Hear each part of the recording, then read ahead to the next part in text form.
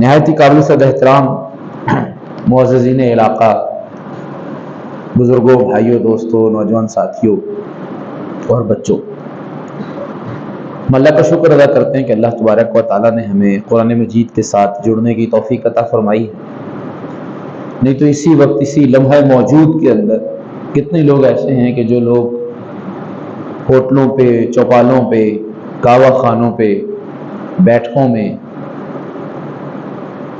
بیٹھے ہوئے خوش گپیوں میں مصروف ہوں گے۔ تو ہم اللہ کا شکر ادا کرتے ہیں کہ اللہ تبارک و تعالیٰ نے ہمیں کسی نہ کسی انداز میں قرآن مجید سے منسلک ہونے اور جڑنے کی اور اس کے جرگے میں اور اس کی پنچایت میں آنے کی کیا دی ہے؟ توفیق دی۔ آپ لوگوں نے قرآن مجید سنا ہے، ایک آدھ پون گھنٹہ جو ہے وہ آپ لوگ کھڑے رہے ہیں، بہت زیادہ لمبی بات نہیں ہوگی، مختصر سی بات ہوگی، اور سمجھنے والے کے لیے تو اس میں بھی بہت بڑی نشانیاں ہیں اگر مختصر بات بھی سمجھ لی جائے تو۔ آپ نے جو قرآن مجید تلاوت کیا ہے نا، آج غالباً 26واں 27واں پارہ جو ہے وہ پڑھا گیا ہے۔ آپ کو پتہ ہے 27ویں پارے کس چیز کے پڑھے گئے ہیں؟ یہ جو 27 پارے پڑھے گئے ہیں سورہ فاتحہ سے لے کر، آپ لوگوں نے 27 پارے ختم کر دیے ہیں اور آگے والناس تک جانے کا آپ کا ارادہ ہے۔ کتنے صف اول کے نمازی ایسے ہوں گے کہ جن کی شدید ترین خواہش ہوگی کہ اللہ تعالیٰ ان کو من الجنت والناس تک پہنچنے کی اور پڑھنے اور سننے کی کیا کرے؟ توفیق عطا فرمائے۔ ایسے کتنے ہی ہوں گے؟ لیکن آپ کو پتہ ہے کہ یہ قرآن مجید کس طرف کی سیر کروا رہا ہے، اور آپ لوگوں نے سورہ فاتحہ میں کیا پڑھا تھا اور کیا قول و قرار کیا تھا، کیا وعدے کیے ہیں۔ آپ تو جون جو سبق پڑھ رہے ہیں، جون آگے بڑھ رہے ہیں، جون آیات کریمہ کا آپ ورد کر رہے ہیں اور تلاوت کر رہے ہیں، آپ تو پھنستے چلے جا رہے ہیں۔ آپ کو اندازہ ہی نہیں ہے کہ آپ کتنی مشکل میں پڑھ رہے ہیں، کیا ذمہ داریاں ہیں جو کاندھے پہ پڑ رہی ہیں، اور ہر دفعہ ہر آیت میں آپ وعدہ کرتے ہیں، آپ اقرار کرتے ہیں، آپ قول و قسم کھاتے ہیں، آپ معاہدہ کرتے ہیں، ہر وقت کے اندر اور خود مطالبہ کرتے ہیں کہ یا اللہ جو معاہدہ تیرے ساتھ کر لیا ہے ہم نے، اس معاہدے کا ہمیں کچھ پتہ نہیں کیسے پورا ہوگا۔ یہ جو ایاک نعبد و ایاک نستعین، خالص تیری ہی بندگی کریں گے، خالص تجھی سے مدد چاہیں گے۔ یہ جو پورے اخلاص کے ساتھ، پوری یکسوئی کے ساتھ اس کا ہو جینے کی اور اس کا ہو کر رہنے کی جو آپ وعدہ کرتے ہیں، ایگریمنٹ کرتے ہیں، آپ کو پتہ ہے آپ فریق اول ایک ہوتا ہے معاہدے کے اندر، اور دوسرا فریق کون سا ہوتا ہے؟ دوم یا فریق ثانی ہوتا ہے۔ کمزور پوزیشن پہ کون ہوتا ہے؟ فریق اول ہوتا ہے۔ میں اقرار کرتا ہوں کہ میں یہ دوں گا، میں اقرار کرتا ہوں کہ میں یہ وعدہ پورا کروں گا، میں اقرار کرتا ہوں کہ میں ان شرائط پہ کیا کروں گا؟ عمل کروں گا۔ جو اقرار کر رہا ہوتا ہے وہ کمزور پوزیشن پہ ہوتا ہے، اور آپ نے خود ہر رکعت کے اندر اس بات کا اقرار کیا ہے کہ تیری ربوبیت کو تسلیم کرتا ہوں، تیری مہربانی اور جود و سخا کو اور لطف و کرم کو تسلیم کرتا ہوں، تیرے مالک یوم الدین اور ان تین بڑی حقیقتوں کو میں تسلیم کرتا ہوں۔ ہم کوشش کریں گے مختصر سے وقت کے اندر قرآن مجید کا خلاصہ سمجھ سکیں، کون سا مرکزی نقطہ ہے جس طرف یہ بلانا چاہتا ہے۔ تین بڑی حقیقتوں کا اقرار کرنے کے بعد اسی کی ربوبیت، اسی کی مہربانی کی تو فعل یہ کائنات کر رہی ہے، اور اسی کی طرف اس کائنات کے تمام پرزوں کو لوٹ کے جانا، اور وہ مالک کی کیا ہے؟ یوم الدین۔ تین بڑی حقیقتیں آپ نے تسلیم کرنے کے بعد پھر آپ نے سرنڈر کر دیا کہ اب ابتدا بھی تو ہے، انتہا بھی تو ہے، کائنات کا خالق، مالک اور حاکم بھی تو ہے، رب العالمین بھی تو ہے، اختتام بھی مالک یوم الدین تیری طرف ہی ہونا ہے۔ بس چاروں ناچار کریں تو کریں کیا، جائیں تو جائیں کدھر، بس اب تیری ہی بندگی کرتے ہیں، خالص تیری ہی بندگی کرتے ہیں۔ جب دنیا میں بھی تو ہے ابتدا کے طور پر، انتہا کے طور پر کہاں جائے، لیکن ہمیں بندگی کا پتہ نہیں ہے۔ اہدنا الصراط المستقیم ہمیں ہی کیا دکھا دے تو۔ زندگی کے کتنے شعبے ہیں، زندگی کا ایک شعبہ تو عبادات کا شعبہ ہے، رکوع و سجود کا شعبہ ہے، ذکر و اذکار کا شعبہ ہے، زندگی کا ایک پہلو اور ایک تعارف اور زندگی کا ایک جو حوالہ ہے وہ کیا ہے؟ وہ ازدواجی زندگی کا ہے. زندگی کا ایک شعبہ جو ہے میرے کاروباری معاملات کا ہے. زندگی کا ایک شعبہ جو ہے وہ کس کا ہے؟ وہ میری جو ہے وہ دائیں بائیں کے تعلقات اور حقوق العباد کا ہے. زندگی کا ایک معاملہ جو ہے میرے انفرادی معاملات کے ساتھ جڑا ہوا ہے. دوسرا میرا اجتماعی معاملہ ہے کہ پوری قوم کے ساتھ میں نے کیا رویہ اختیار کروں. پھر پوری قوم مل کر ہاتھ باندھ کے یہ معاہدہ کرتی ہے کہ یا اللہ ہم تیری بندگی کریں گے. ہاتھ باندھ کی ہے ہم نے معاہدہ. وہاں سے لے کر وہاں تک سب کھڑی ہوئی تھی. امام صاحب کہہ رہے تھے ایاک نعبد و ایاک نستعین، اور اینڈ پہ جا کے کہتے تھے غیر المغضوب علیہم ولا الضالین. آگے کیا آپ کہتے تھے؟ آمین. یہ آمین تو سائن ہے، سگنیچر کرتے ہیں آپ سارے کے سارے. قبول فرما لے ہمارے معاہدے کو، بس ہماری دعا کو قبول فرما لے، ہمارے ارادوں کو، بندگی کے ارادوں کو قبول. آپ سب نے ہاتھ باندھ کے کیا کیے ہیں؟ اجتماعی طور پہ یہ امت کیا کرتی ہے؟ بندگی کا قول و قرار کرتی ہے. ایک پنچایت ہے، جرگہ لگتا ہے اس مسجد کے اندر. ہر رکعت میں کھڑے ہو کے جرگہ ہوتا ہے، اور کھڑے ہو کے آپ قول و قرار دیتے ہیں اور زبان دیتے ہیں. آپ سمجھ رہے ہیں نا؟ زبان دیتے ہیں. آپ ہاتھ باندھ کے آپ طے کرتے ہیں کہ یا اللہ ہمارے کو جتنے اجتماعی معاملات بھی ہوں گے ہم سب وعدہ کرتے ہیں کہ ان معاملات کے اندر بھی ہم کیا کریں گے؟ ہمارے بینکس کیسے چلیں گے، ہمارے دوسری قوموں کے ساتھ تعلقات کن اصولوں پہ ہوں گے، ہم دوسری قوموں کے ساتھ صلح و جنگ کن اصولوں پہ کریں گے، ہماری نسلیں کن اصولوں پر پروان چڑھیں گی. یہ بھی تو بندگی کا عنوان ہے نا. ہماری تعلیم گاندھی کیسی ہوں گی. یعنی ویسے اس رب کو ماننے کی کیا ضرورت پڑی ہے کہ جس کو میں اور آپ انفرادی طور پہ تو مان رہے ہیں، لیکن جب ہم مل کے ایک قوم بن رہے ہوں تو پھر ہم کہیں اب ہمیں اس رب کو ماننے کی ضرورت نہیں ہے. اس سے تملن ہو رہا کہ نہیں ہو رہا؟ یعنی انفرادی طور پہ ہم سارے اللہ کو مان رہے ہوں، لیکن جب مل کے اکٹھے یہ سارے فرد اور یہ سارے لوگ اکٹھے قوم بنتے ہوں تو پھر یہ قوم کہتی ہے نہیں اب تو دین کا، اب تو تعلیم گاہوں کے اندر، اب تو پارلیمنٹ کے اندر، اب تو کچہری کے اندر، اب تو معیشت کے اندر، اب اسٹاک ایکسچینج اور اسٹیٹ بینک کے اندر، اب دین کا کیا لینا دینا، اب تو ہم غیر سیاسی. یہ کتنی بڑی زیادتی ہے. ایسے اللہ کو جس کو آپ انفرادی دائرے میں مانتے ہیں، اجتماعی دائرے میں نہیں مانتے، ایسے اللہ کو پھر انفرادی دائرے میں بھی ماننے کی کیا ضرورت پڑ گئی؟ آپ سمجھ لگی ہماری نمازیں اور دعائیں قبول کیوں نہیں ہو رہی؟ دو رنگی چھوڑ یک رنگ ہو جا.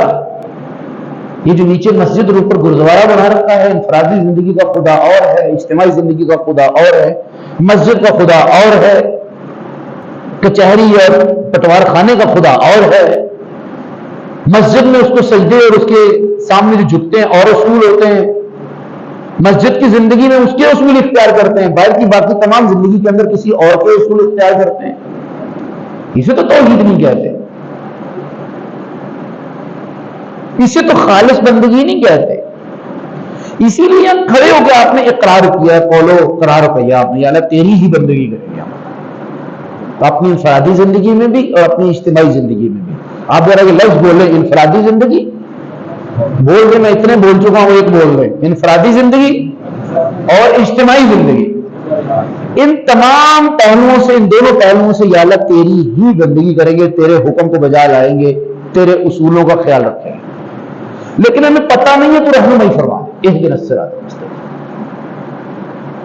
اور اس معاملے میں نہ تو گمراہوں کے راستے پہ کھڑا کرنا اور نہ ہی ہمیں تیرے غصے کا اور غضب کا شکار ہونے والے لوگوں کے راستے پہ چلانا، اپنے انعام یافتہ لوگوں کے راستے پہ چلانا. پھر قاری صاحب نے یہاں پہ، امام صاحب نے یہاں کھڑے ہو کے مصلی پہ کمال وسعت ظرفی کا مظاہرہ کیا. آپ نے ہدایت مانگی تو کبھی کبھی تو انہوں نے کمال ہی کر دیا. انہوں نے کہا لیجیے ہدایت لیجیے.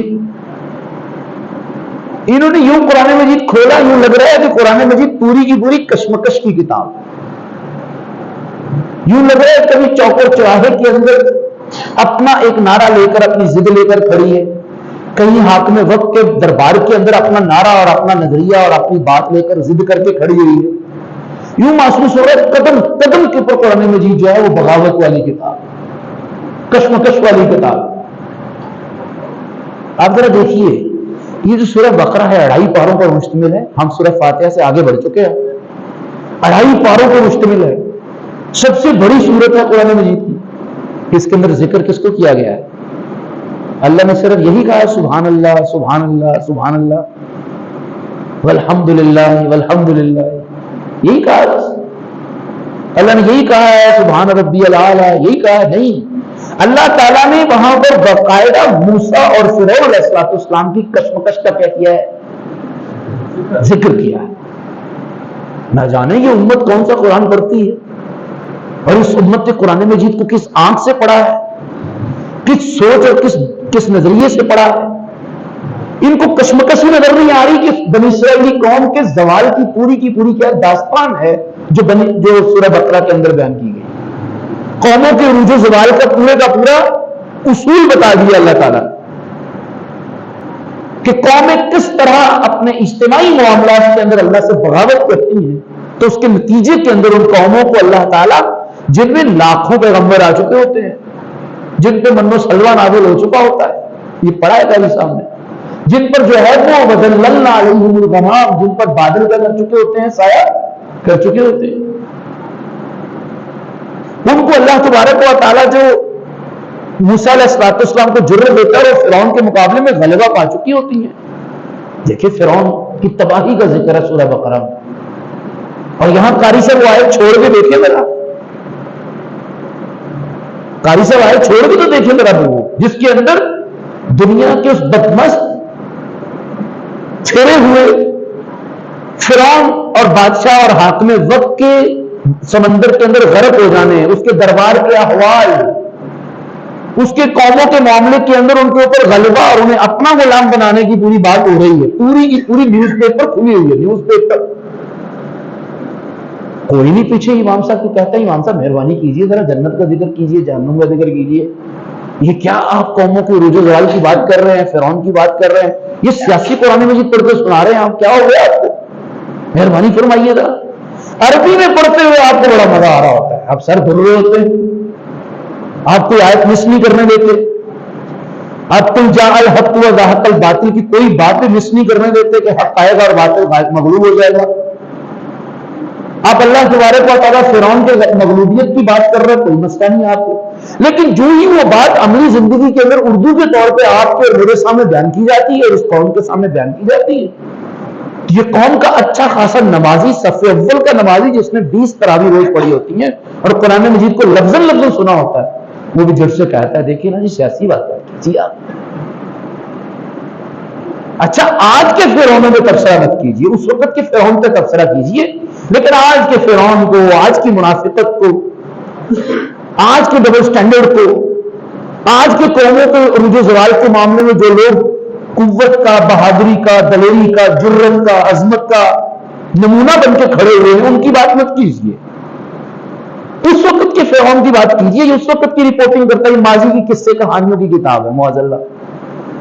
اسی لیے اگر سورہ بقرہ کو اٹھائیے تو کشمکش محسوس ہوتی ہے, فرعون اور موسیٰ کی کشمکش, اور حیران کن طور پہ اترتی کب ہے یہ سورہ بقرہ, نازل کب ہوئی ہے؟ آپ لوگ سارے نہری پانی میں نہانے کے عادی ہیں, آپ کو پتا آپ لوگ میں سے کوئی ایسا نہیں ہوگا, بچہ بھی ایسا نہیں ہوگا جو نہر میں نہ آیا ہو. علامہ اقبال نے کیا فرمایا, قرآن میں غوطہ اے مرد مسلمان, اللہ کرے تجھ کو عطا جدت کردار. جب تک امت مسلمہ قرآن مجید کے گہرے پانی میں اتر کر اس کے گہرے مفہوم کو سمجھنے, اس کی اصل روح کو سمجھنے اور اسے اپنے اندر نافذ کرنے اور اس روح کو اپنی زندگی کا حصہ بنانے پر لگی رہی تو یہ غالب رہی. لیکن جب یہ قوم گھٹنوں پانی میں قرآن مجید کے نہانے کی عادی ہوئی نا, یہاں تک, اس کے بعد زوال پذیر ہو گئی.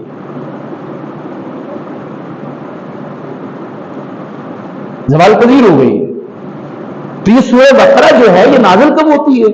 مدینہ ہجرت کر کے جا چکے ہیں حضور صلی اللہ علیہ وسلم, اور امت باقاعدہ ریاست بنا چکی ہے. امت کو باقاعدہ کیا مل چکی ہے؟ ریاست اور مملکت مل چکی ہے. اور اللہ تبارک و تعالیٰ اس وقت سورہ بقرہ کو کیا کرتے ہیں, مدینہ کے ابتدائی دور میں ہجرت کے بعد نازل فرماتے ہیں اور کہتے ہیں دیکھو آپ سے پہلے بھی ایک امت تھی, اور اس امت کا نام بنی اسرائیل تھا، یہودی یعنی کہ دیکھو یہ پوری سورہ بقرہ تمہیں چیخ چیخ کے کھول کھول کے بتا رہی ہے کہ اس امت نے میرے اصولوں سے روگردانی کی، میری ہدایات سے جو ہے وہ سے منہ موڑا، میرے اصولوں کو انہوں نے پرواہ نہیں کی. تو دیکھو اتنی لاڈلی سی اللہ نے 1.5 یا بنی اسرائیل اذکروا نعمتی التی انعمت علیکم، وہ پورے کا پورا 1.5 رکوع اللہ تعالیٰ نے نازل کر دیا 2 رکوع کہ میں نے تم پر احسانات کیا کیے. دیکھو میری بڑی لاڈلی تھی، من و سلوا کھاتی تھی، بدلیاں ان پہ سایہ کرتی تھی. دیکھو میں نے فرعون کے چنگل سے انہیں آزاد کروایا تھا. دیکھو میں نے فرعون کو غرق کیا تھا. دیکھو میں نے انہیں دریا پار کرنے کے بعد پوری کی پوری کیا دی تھی، ایک شہریت اور ایک تمدن اور ایک پورے کا پورا ان کو نظام دیا تھا. دیکھو وہ زندگی کی امید ہار چکے ہوئے تھے، انہیں نئے سرے سے زندگی دی تھی، انہیں جینے کا شوق پیدا کیا تھا. دیکھو اس قوم نے جو میری اتنی لاڈلی قوم تھی اس نے میرے اصولوں کی پرواہ نہیں کی، تو میں نے اسے کیا کر دیا ہے، امامت کے منصب سے ہٹا دیا ہے اور مستقل آپ کی نمازوں کا حصہ بنا دیا ہے، غیر المغضوب علیہم ولا الضالین. اگر میں نے ان کو نہیں چھوڑا نا تو سکے آپ میرے نہیں ہیں، میرے کو معاذ اللہ چاچے بابے کے بیٹے نہیں ہیں آپ. میرے اصول بنیادی طور پہ وہی.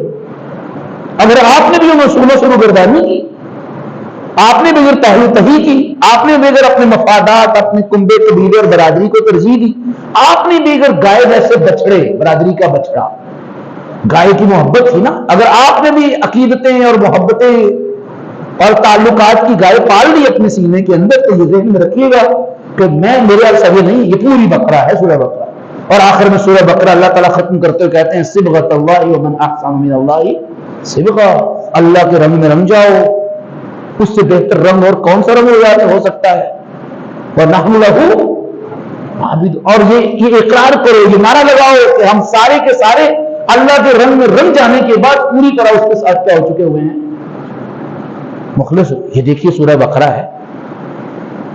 آج کا مسلمان جب سے اپنے آپ کو نماز، روزے اور حج کے ساتھ خاص کر کے باقی زندگی کے تمام معاملات کو اس نے دنیا، یہود و ہنود اور شیطان کے حوالے کر دیا ہے. دیکھا نا قوموں کے معاملات ہوتے ہیں نا جی، انسانوں نے رہنا ہے، ان کی معیشت ضرورت ہے، انسانوں نے جینا ہے، ان کی معاشرت ضرورت ہے، انسانوں نے زندگی گزارنی ہے، ان کی تعلیم کیا ہے، ضرورت ہے. انسانوں نے رہنا ہے، صلح جنگ کے قوانین ہوں گے کہ وہ کس سے دوستی کریں، کس سے دوستی نہ کریں. زندگی کے تمام وہ معاملات جن کا عملی زندگی سے تعلق ہے، جس کے ساتھ ہر انسان کا انفرادی اور اجتماعی دائرے میں واسطہ پڑنا ہی پڑنا ہے، ان تمام شعبوں کے اندر ایک قوم اپنے آپ کو لا تعلق کر کے بیٹھ جائے اور وہ مست ہو جائے ذکر اذکار کے اندر، نفل اور نوافل کے اندر، صف اول کے اندر، اور ان تمام زندگی کے شعبوں کو کس کے حوالے کر دے، شیطانی قوتوں کے، انہی کے حوالے کر دے جن کو غیر المغضوب علیہم ولا الضالین کہتی ہے. اور وہ توحید کا سبق صرف سجدوں میں ڈھونڈ رہی ہے، اپنے آپ کو irrelevant کر لے، لا تعلق کر لے زندگی کے تمام شعبوں سے. مجھے بتائیے تو صحیح، وہ کیوں کر یہ دعائیں مانگے گی اور کیوں کر قبول ہوں گی؟ وانصرنا علی القوم الکافرین، وانصرنا علی القوم الکافرین. وہ دعائیں مانگتی رہے، غلاف کعبہ کو پکڑ کے مانگتی رہے، یا اللہ ہمارے معاشی حالات ٹھیک کر، سپا کو پوچھ دیو، ڈنگ دیو کیوں، ظلم کے نظام کو سانگ دیو کیوں. بھائی آپ نے خود سانپوں کو دودھ پلایا ہے، آپ نے خود ان محاذوں اور ان جگہوں کو خالی چھوڑ دیا ہے اور شیطان کو وہاں لا بٹھایا ہے، تو لامحالہ وہ اپنی مرضی بلی و چوہے اپنے لیے کھائے گی نا، سیدھی سی بات. بلی چوہے مالک کے لیے تو نہیں کھا رہی ہوتی، یہ تو مفادات کی دنیا ہے. اسی لیے میرے بھائیوں اور دوستوں، ایک مسلمان کو پوری طرح معاملات زندگی کے اندر، جیسے کہتے ہیں، میں کچھ الفاظ جان بوجھ کے اس طبقے کے لیے بول رہا ہوں، نوجوانوں کے لیے جو پڑھے لکھے بیٹھے ہیں زیادہ، سیکولر افیئر، یعنی اپنے معاشی، معاشرتی اور سیاسی معاملات کے اندر اپنے آپ کو پوری طرح انوالو کرنے کی کیا ہے، ضرورت.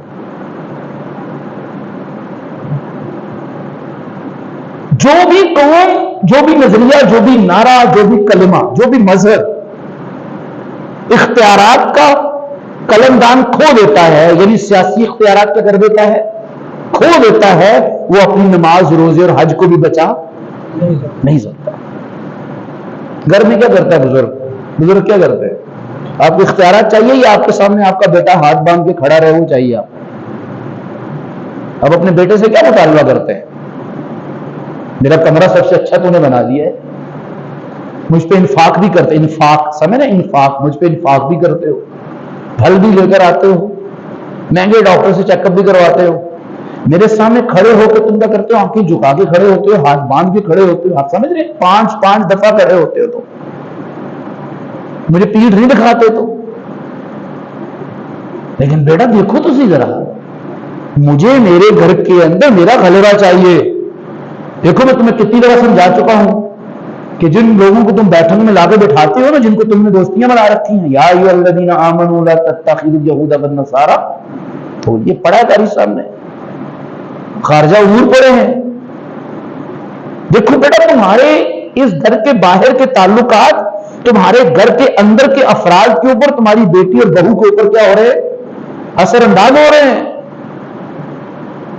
تم میرے سامنے یوں کھڑے ہو جاتے ہو، لیکن میں نے تمہیں واضح طور پہ نہیں کہا ہوگا کہ فلاں اور فلاں اور فلاں فلاں لوگوں کے ساتھ تم نے دوستیاں نہیں رکھنی.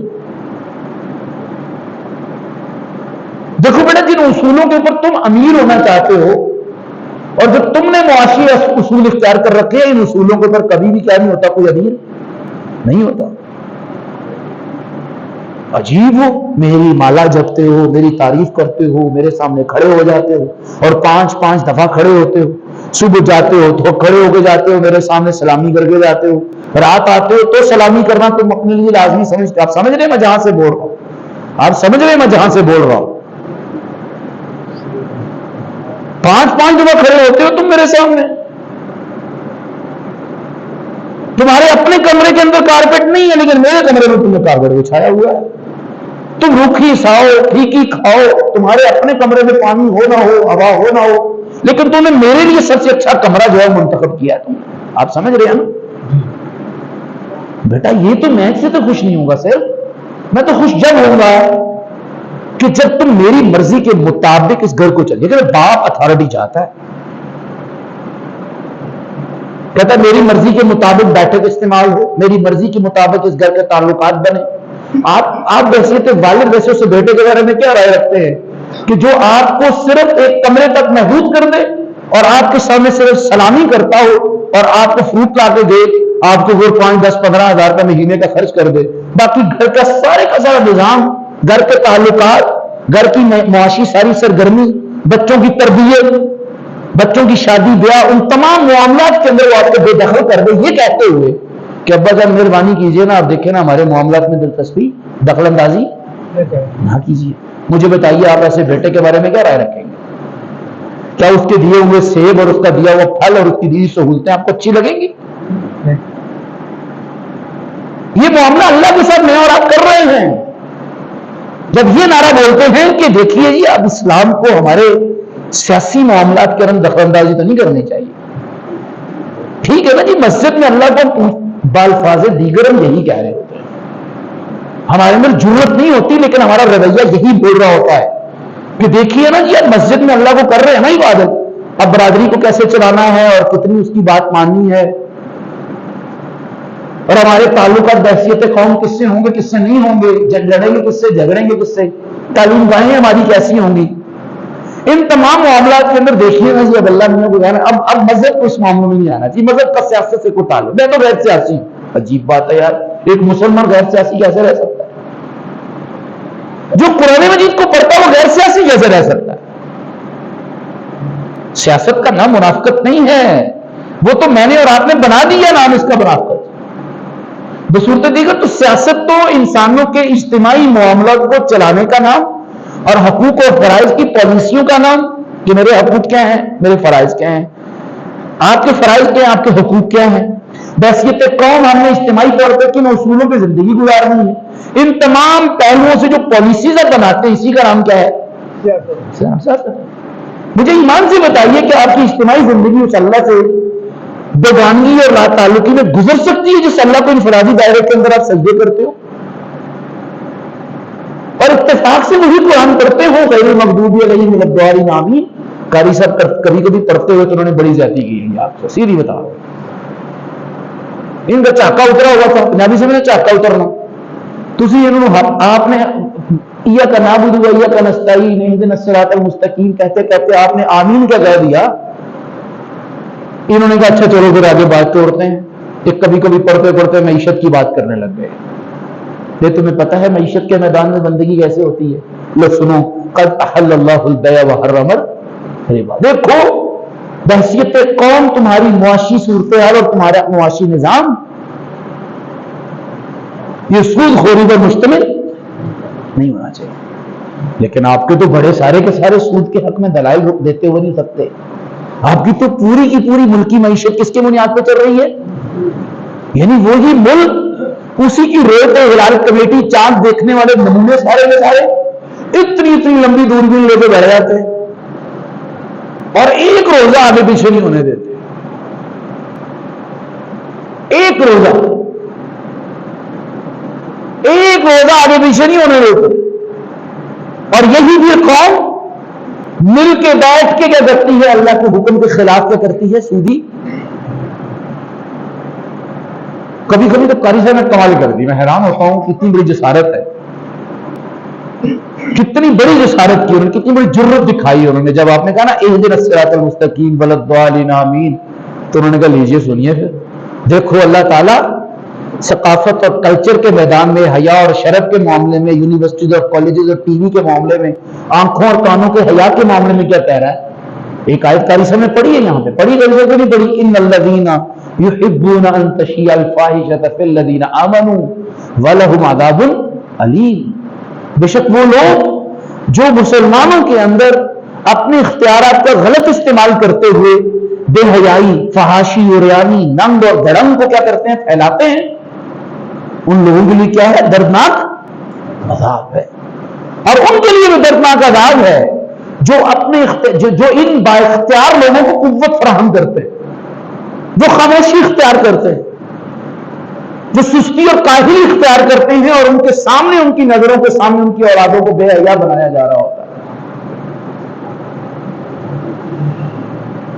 مجھے ایمان سے بتائیے، ویسے تو حضور نبی کریم صلی اللہ علیہ وسلم خاتم النبیین، ان کے بعد کسی نبی نے، رسول، پیغمبر اور کسی فرستادہ نے نہیں آنا.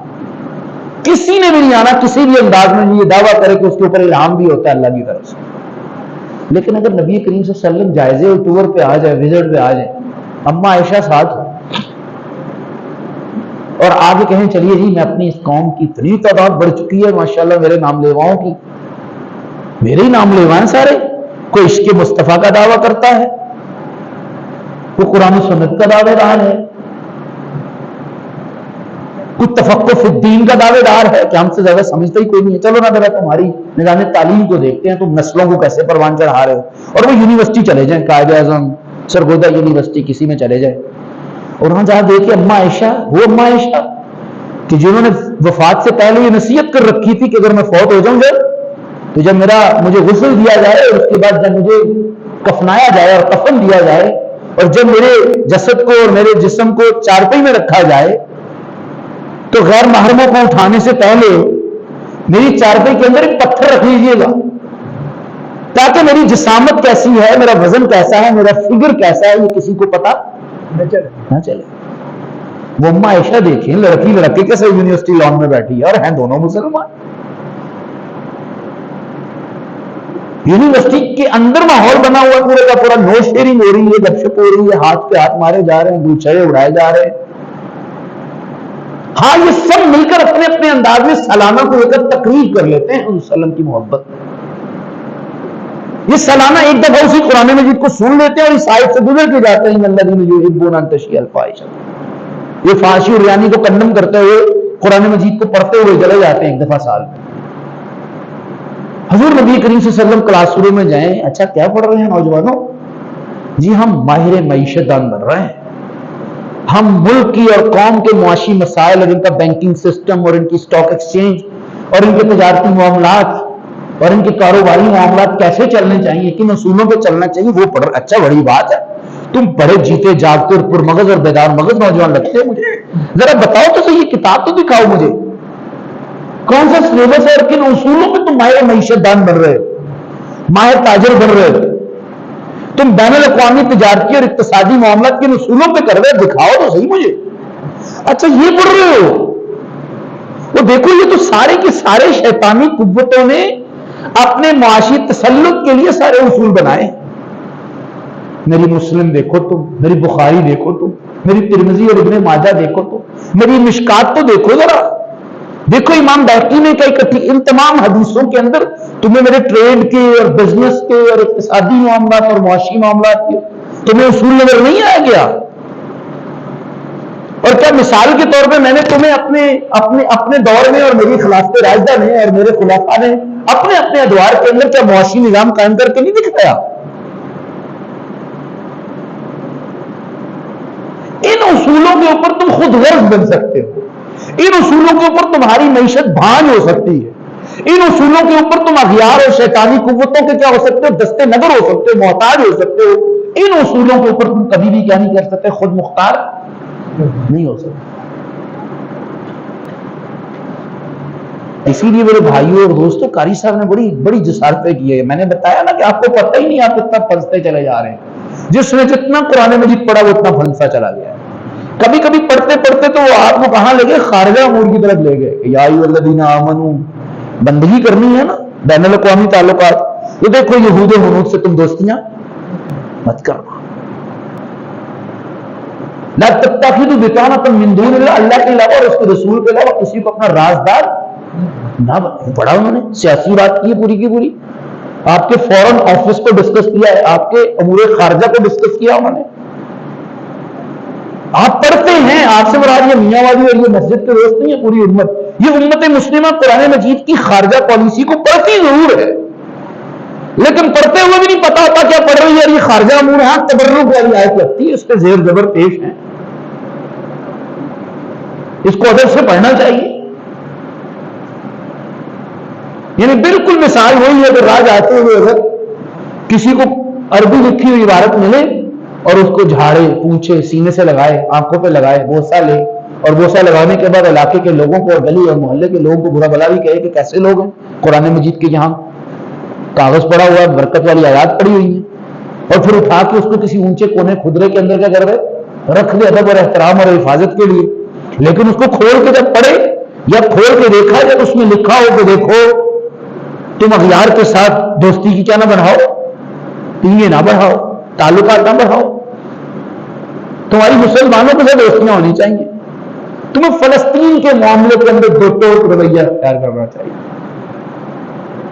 تمہیں غزہ کے مسلمانوں کی طرفداری میں کھڑے ہو جانا چاہیے، تمہیں جرأت دکھانی چاہیے۔ یہ تمہاری لاپرواہیوں کا نتیجہ ہے کہ تم نے مصر کے موقع کے اوپر بھی کیا کیا، اغیار کا ساتھ دیا، اور دوسروں اور دشمنوں کے ساتھ کمر سے کمر ملائی، اور اسی کے نتیجے کے اندر تمہارے دشمن کا جودا پھٹ گیا، اس کے اندر جرأت پیدا ہوئی، اور آج پھر لاپرواہی دکھا رہے ہو تو۔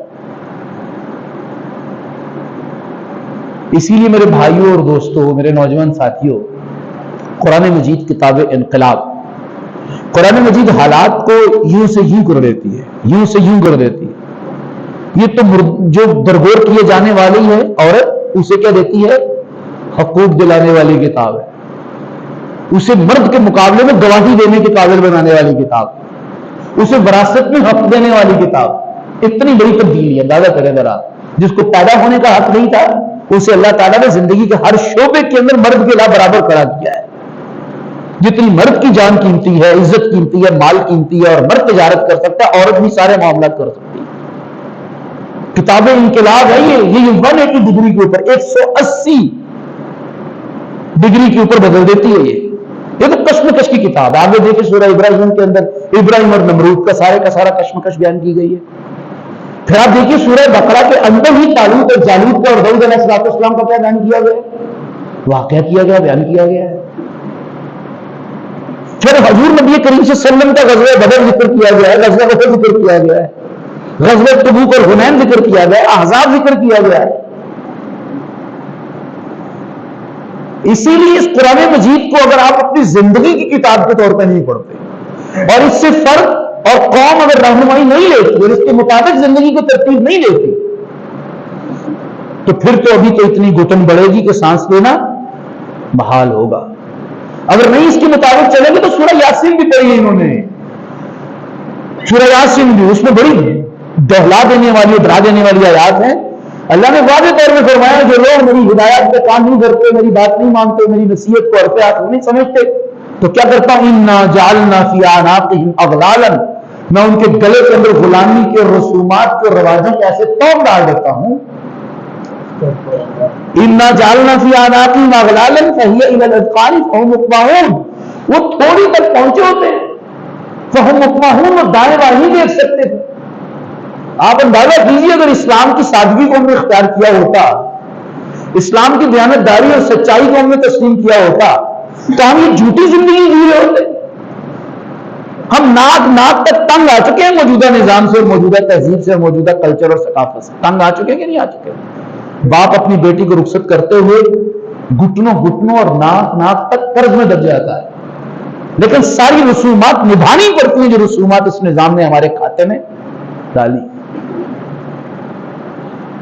سب تنگ ہیں اس نظام سے، ہم سب تنگ ہیں، لیکن اس کو بدلنا نہیں چاہتے، ہم اس کو نہیں بدلنا چاہتے۔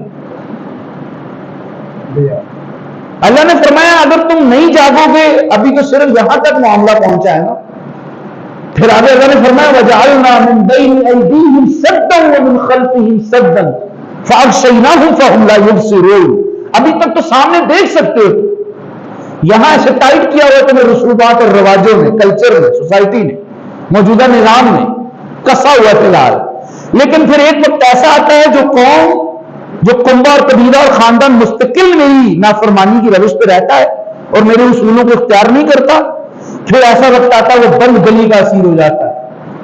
وَجَعَلْنَا مِن بَيْنِ أَيْدِيهِمْ سَدًّا، آگے بھی رکاوٹ، پیچھے بھی رکاوٹ، دائیں بھی رکاوٹ ہے، بائیں بھی رکاوٹ، ان رکاوٹوں کے اندر کیا ایک اندھیرا بھی ہے، فَهُمْ لَا يُبْصِرُونَ، پھر دائیں بائیں دیکھا بھی نہیں جا سکتا۔ ابھی دیکھیں ہم نے جب سے قرآن کو چھوڑا ہے اور ہم نے IMF کو بڑا مانا ہے، ہم نے غیر المغضوب علیہم ولا الضالین، وہ جن پر لعنت کر رہے ہیں انہیں کیا مانا ہے، ہم نے اپنا بڑا مانا ہے، تو اس کے نتیجے کے اندر اب نوبت یہاں تک پہنچ چکی ہے کہ اب IMF کہتا ہے آپ کو کہ یہ شرائط پوری کرے گی، اس کے علاوہ گزارا نہیں چلے گا، اور ہم بھی خوشی سے کہتے ہیں اتنی شرائط ہم نے کیا کر لی ہیں، پوری کر لی۔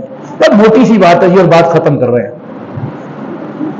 حضور نبی کریم صلی اللہ علیہ وسلم کی عادت ہوتی تھی جب نماز پڑھا رہے ہوتے تھے نا، تو نماز کے دوران پیچھے سے کسی بچے کے رونے کی آواز آ جاتی تھی نا، تو حضور صلی اللہ علیہ وسلم کیا کرتے تھے، اپنی تلاوت مختصر کر کے جلدی نماز مکمل کرتے تھے۔ اسی طرح یہ ادب آداب صرف نماز کے لیے نہیں ہے، مجمع کے لیے بھی ہے، کہ اگر کوئی دو چار بھی سوتے ہوئے نظر آ جائے نا آپ کو، تو آپ کو گفتگو پہ کر لینی چاہیے، سمیٹ لینی چاہیے۔ تو میں مختصر سی بات آپ کی خدمت میں عرض کرتا ہوں، مختصر سی بات یہ ہے کہ یہ قرآن مجید غلبے کے لیے آیا ہے۔ یہ قرآن مجید غالب ہوگا تو مجھے اور آپ کو، اور آپ کو مجھے، ہم دونوں کو ایک دوسرے کے زہر سے کیا کر سکے گا، یہ بچا۔ اسے درمیان میں بڑا بنانے کی ضرورت ہے، اسے بڑا بنانے کی ضرورت ہے۔ گھر میں اگر گھر کا سربراہ بڑا بن جاتا ہے نا جب، تو پھر گھر کے باقی سارے افراد ایک دوسرے پر ظلم نہیں کرتے، زیادتی نہیں کرتے، ساروں کے حقوق کیا ہو جاتے ہیں، یقینی ہو جاتے ہیں۔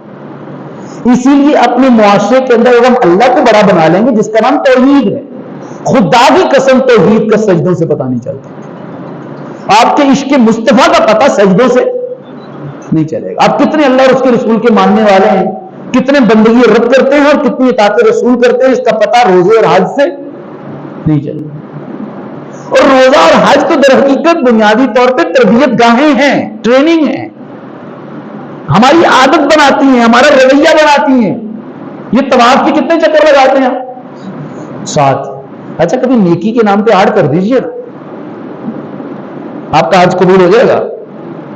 یہ جو ایک رکعت میں 2 سجدے آپ کرتے ہیں، ان کو 3 کر دیجئے نا، سبحان ربی الاعلی ہی پڑھنا نا، تسبیحات زیادہ ہو جائیں گی، نیکی ہوگی۔ کیا مجھے بتائیے آپ کی نماز قبول ہوگی؟ نہیں ہوگی۔ اچھا یہ جو روزہ مغرب کے وقت افطار کر دیتے ہیں، اس کو اگر آپ رات 10 بجے تک لے جائیے نا، ثواب کے طور پہ لے جائیے، مجھے بتائیے کہ روزہ قبول ہوگا؟ سارے دن کی فاقہ کشی اور سارے دن کی فاقہ مستی آپ کی ساری کی ساری کیا ہو جائے گی، ضائع ہو جائے گی۔ یعنی اگر نیکی کے اندر اضافہ کرنا نیکی کی نیت سے بھی میرے عمل کو کیا کر دیتا ہے؟ ضائع کر دیتا ہے.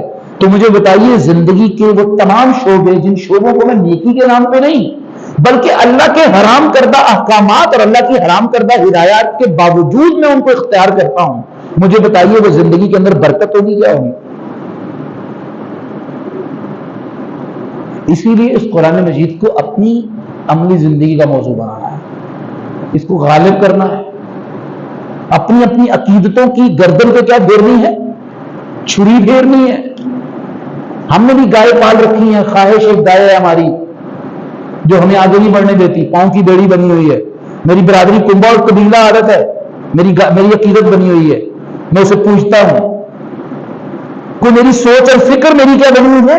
گائے بنی ہوئی ہے. میں اس کی پوچھتا ہوں اللہ نے گائے کو ذبح کرنے کے لیے کہا تھا بنی اسرائیل کو، ان کو اونٹ کیا دیتا نا، صحرا کی تو سب سے اچھی سواری کیا ہے؟ اونٹ ہے. گائے کا گوشت بادی ہوتا ہے، کیوں کہا تھا؟ اور وہ ہیلو حجت کیوں کر رہے تھے آگے سے؟ قالوا یا موسیٰ ادع لنا ربک یبین لنا ماہی بار بار گائے کے بارے میں لیٹو لال سے رگر مگر سے کام کیوں لے رہے تھے؟ وہ شدید عقیدت رکھتے تھے اس کے ساتھ، گائے کے ساتھ. گائے کی عبادت کرتے ہوئے پکڑے گئے تھے جب موسیٰ علیہ السلام کو حضرت موسیٰ علیہ السلام چھوڑ کے گئے تھے ہارون علیہ السلام کو. اسی لیے اس امت نے بھی اپنی اپنی عقیدتیں پال رکھی، اپنی اپنی گائے بنا رکھی. اگر ان عقیدتوں کو، ان تعلقات کو، ان محبتوں کو آپ قربان نہیں کر سکتے تو علامہ اقبال نے یہی فرمایا تھا کہ آئین نو سے ڈرنا، طرز کوہن پہ اڑنا، منزل یہی کٹھل ہے قوموں کی زندگی. ابھی تک میری تباہی کی بنیادی وجہ یہی ہے. میری محبتیں ہیں، چاہے فرقہ وارانہ محبتیں ہوں، سماجی محبتیں ہوں، معاشی محبتیں ہوں، میری سیاسی محبتیں ہوں، انتخابی محبتیں ہوں، برادری کنبے اور قبیلے کی محبتیں ہوں، یہ وہ ساری محبتیں اور عقیدتیں ہیں اور وہ گائے ہیں جن کو ذبح ہم نہیں کر پا رہے. تو یہ کیسے ممکن ہے کہ بیک وقت دو دو عقیدتیں آپ پالیں؟ تو یہ تو ممکن نہیں ہے. تو اللہ تعالیٰ سے ہم دعا کرتے ہیں کہ اللہ تبارک و تعالیٰ ہمیں قرآن مجید کو کشمکش کی کتاب بنانے کی توفیق عطا فرمائے. اللہ تبارک و تعالیٰ آئندہ رمضان تک اس کتاب کو میرے لیے واقعتاً سمجھنے کا ذریعہ بنائے، بدلنے کا ذریعہ بنائے. 11 مہینے گزر جائیں گے، قرآن مجید کو میں ایسے ہی پڑھوں گا جیسے پڑھ رہا تھا. نہیں توفیق ہوگی کہ میں اس کے ترجمے کو پڑھوں، اس کی تشریح کو پڑھوں، نہیں توفیق ہوگی. دنیا میں کوئی ایسی کتاب نہیں ہے جس کے ساتھ اس انداز کی زیادتی ہوتی ہو کہ اسے پڑھا بھی سب سے زیادہ جاتا ہو اور اسے پڑھا بھی سب سے زیادہ کیا ہے؟ بغیر سمجھے جاتا ہو. ہم اللہ سے دعا کرتے ہیں کہ اللہ تبارک و تعالیٰ اس قرآن مجید کو، جو کہ کشمکش کی کتاب ہے، جو کہ کتاب انقلاب ہے، جو ہر دور کے فرعون سے ٹکرانے کی دعوت دیتی ہے، اور وہ کہتی ہے اگر تم نے ہر دور کے فرعون سے نہ ٹکرایا اور ہر دور کے طاغوت سے نہ ٹکرایا اور ہر دور کی غلط خواہشات سے نہ ٹکرایا تو تم نے کوئی حق ادا نہیں کیا. اللہ تعالیٰ ہمارا حامی و ناصر ہو، ہمیں صحیح انداز کے اندر قرآن مجید کو سننے، اس کو سمجھنے، اس کو پھر اپنی زندگی. اور اچھا یہ بھی غلط فہمی ہے جی پہلے اپنے اوپر نافذ کر لینا پھر دوسروں پہ کر لیں گے. اس سے بڑا جو ہے نا وہ داؤ پیچ کوئی نہیں. اور بھئی ہم اجتماعی انسان ہیں. ہمارا ایمان جو ہے اور ہمارا تقوی اجتماعیت کے مرہون منت ہے. اجتماعیت کے مرہون منت ہے. جیسا نظام ہوتا ہے نا دائیں بائیں، ویسے ہم کیا ہوتے ہیں؟ تعمیر ہو رہے ہوتے ہیں. میں پہلے بتا چکا ہوں، گزارش کرتا ہوں، وہ سود خور آدمی کی، سود خور قوم کی کیا نمازیں ہوں گی؟ مجھے بتائیے پی جی سے لے کر، یعنی بالکل چوزا موزا کچی پکی کی کلاس جو ہوتی ہے بچے کی اسکول والی، اس سے لے کر آپ یونیورسٹی تک ایک انسان کو ایک خاص ماحول میں رکھتے ہیں، ایک خاص ماحول میں رکھتے ہیں کہ جو ماحول خدا سے بے نیاز ہے، خدا خوفی سے لاپرواہ ماحول ہے، بے حیائی اور ننگ و درنگ سکھانے والا ماحول ہے، للہیت اور تقوی اور تعلق باللہ سکھانے والا ماحول نہیں ہے. وہ پورے 16-17 سال ایک انسان کو اس کے بچپن سے لے کر اس کے جوانی کے نچوڑ ہونے تک اسے ایک خاص ماحول میں رکھا جاتا ہے. مجھے بتائیے وہ کتنا کو زور لگا کے شریف بولے گا؟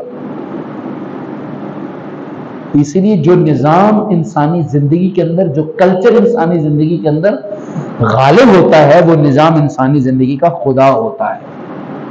لوگ پھر اپنے حقیقی خدا کو کیا ہوتے ہیں؟ بھول جاتے ہیں۔ ایک مثال اور بات ختم۔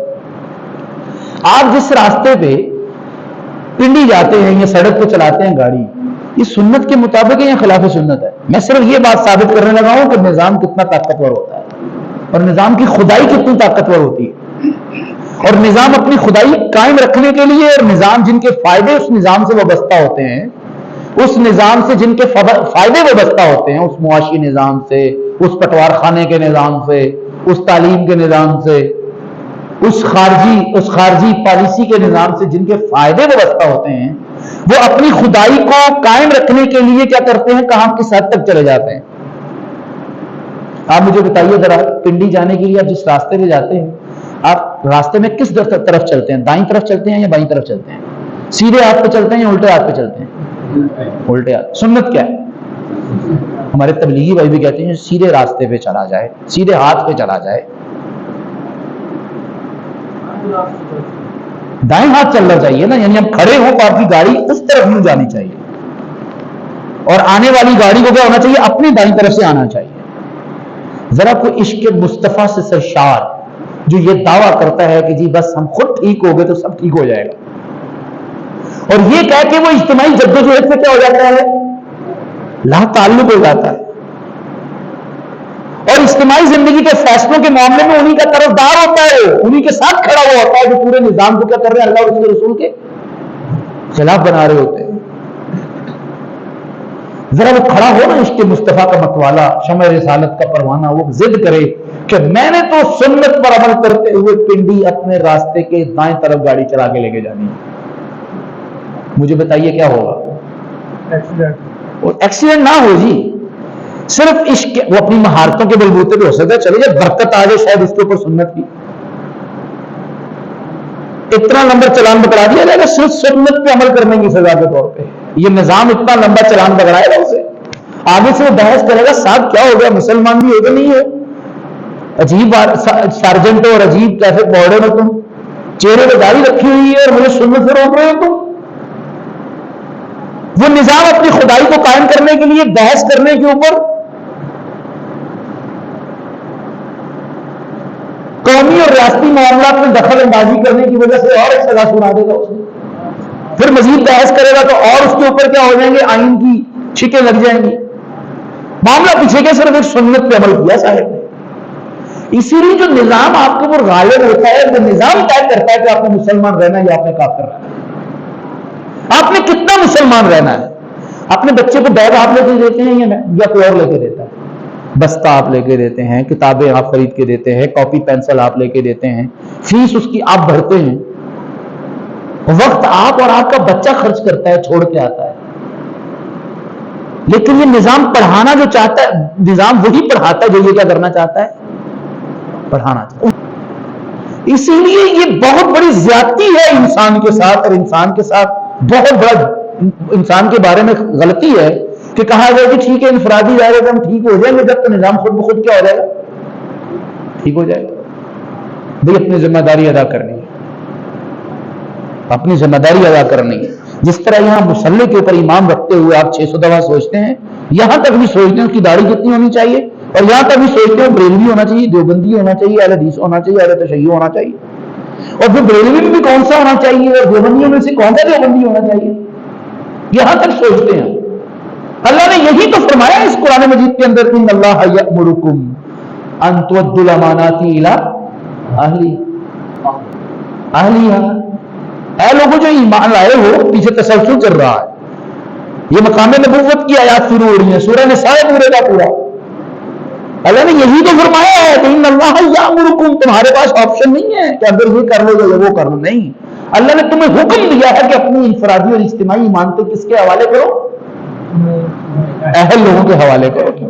اہل سے کیا مراد ہے؟ وہ دیانتدار بھی ہوں اور کمپیٹنٹ بھی ہوں، ان کے اندر خدا خوفی بھی اور اطاعت۔ اگلی آیت فرمائی یا ایھا الذین آمنوا اطیعوا اللہ واطیعوا الرسول، جن کے پاس قوم کی اجتماعی ایمانتیں آ جائیں تو پھر وہ ان ایمانتوں کو اللہ اور اس کے رسول کے حکم اور ان کی تعلیمات کے مطابق استعمال میں لائیں۔ وہ اختیارات کا استعمال جو کریں وہ اپنی ذات اور اپنے کنبے اور قبیلے یا اپنی عالمی قوت کے تحت نہ کرے، اللہ اور اس کے رسول کے تحت کرے. اور ان کے درمیان جب اختلاف پیدا ہو جائے، قوم اور حاکم میں اختلاف پیدا ہو جائے، تو فردوہ الی اللہ والرسول، تو کیا کرو اللہ اور اس کے رسول کی طرف پلٹو، کہیں اور نہیں جانا آپ نے. پھر آگے تو انتہا کر دی اللہ تعالیٰ نے، کہا فلا وربک لا یؤمنون، بس نیور ایور ہو ہی نہیں سکتا، اے محمد یہ مومن نہیں ہو سکتے.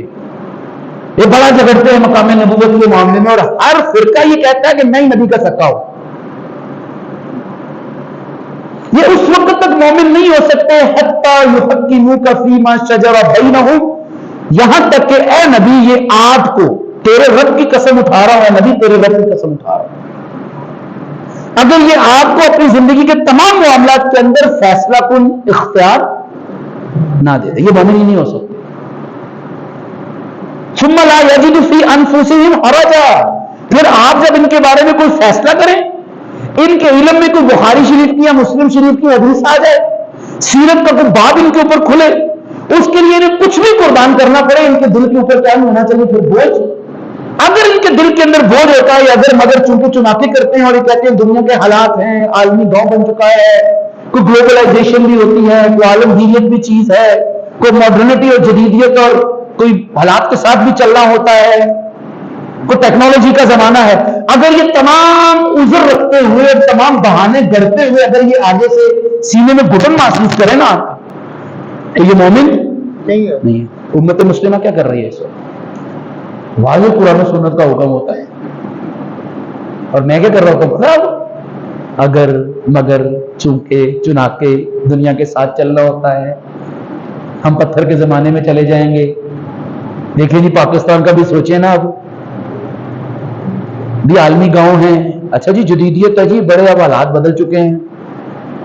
دیکھیں جی وہ تو محمد صلی اللہ علیہ وسلم تھے نا، اب ہم ان کے برابر تو نہیں ہو سکتے. کتنی بڑی زیادتی ہے یہ نہیں گویا کہ ایک الفاظ میں یہ ذکر کیا جا رہا ہے کہ بس محمد صلی اللہ علیہ وسلم دین پر عمل کر سکتے تھے، اب چونکہ وسلم نہیں ہے تو اب دین پہ عمل کرنا بہت مشکل ہے، تو اب ہمیں چھوڑ دینا چاہیے. دوسرے الفاظ میں یہ معنی ہے اس کا. تو اسی لیے میرے بھائیوں اور دوستوں، آپ نے کسی نظام کے تحت زندگی گزارنی ہے کہ نہیں گزارنی؟ نظام تو چاہیے نا، ایک عقلی سی بات ہے، عقلی تقاضا ہے میرا، یہ عقلی تقاضا ہے، یہ تو ایک ریشنل ڈیمانڈ ہے کہ واقعتاً جہاں پہ انسان اکٹھے رہتے ہیں وہاں انہیں کیا چاہیے ہوتا ہے؟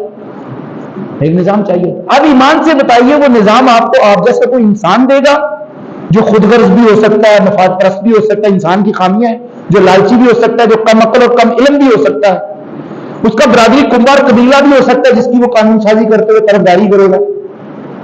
یا اپنے نظام ایک ایسے خالق کائنات سے بنوانا ہے جس کا نہ کوئی بیٹا ہے نہ باپ ہے، اس کا ذاتی کو فائدہ نہیں ہے، ذاتی مفاد نہیں ہے، وہ قل هو اللہ احد ہے، وہ اللہ الصمد ہے، وہ لم یلد ہے، وہ لم یولد ہے.